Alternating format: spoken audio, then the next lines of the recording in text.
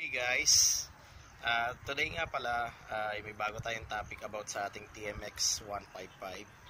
And ang pag-uusapan natin ngayon ay tungkol sa ating choke, sa ating carburetor, kung ano ba ang gamit nito at kung ano ba ang iba't ibang positioning ng ating choke lever sa ating TMX 155. Ito, dito natin matatagpuan ang choke malapit sa ating cylinder head.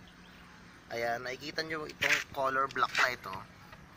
Itong color block na ito, yan yung pinaka kamay ng choke natin.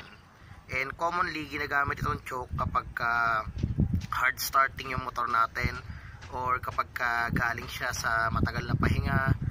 Halimbawa, for example, galing ka ng trabaho, and then syempre magdamag mo siyang dinagamit kasi natulog ka, at gagamitin mo na sa umaga, malamig ang makina at medyo mahirap paandarin, pwede mo siyang gamitin. And may iba-ibang positioning ang paggamit ng choke ng choke natin.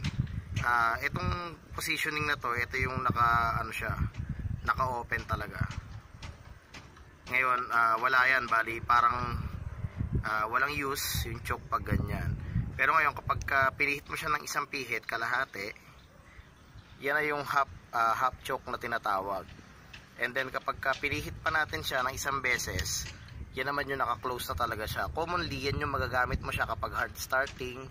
Kadalasan naman nagiging hard starting ang motor is kapag malamig yung makina. Syempre, malamig din yung langis, kaya hirap pa siya mag-flow sa makina.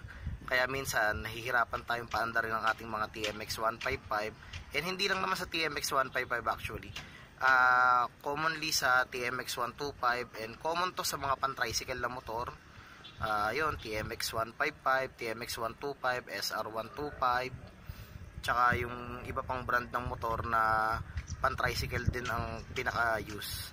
Yun. So ngayon, yun lang naman ang pag-uusapan natin guys for today's video. And pasensya na pala kahit medyo natagalan ulit tayo mag-upload dahil medyo naging busy sa trabaho and wala tayong time para mag-create ng mga videos para sa ating mga subscribers dito sa ating channel.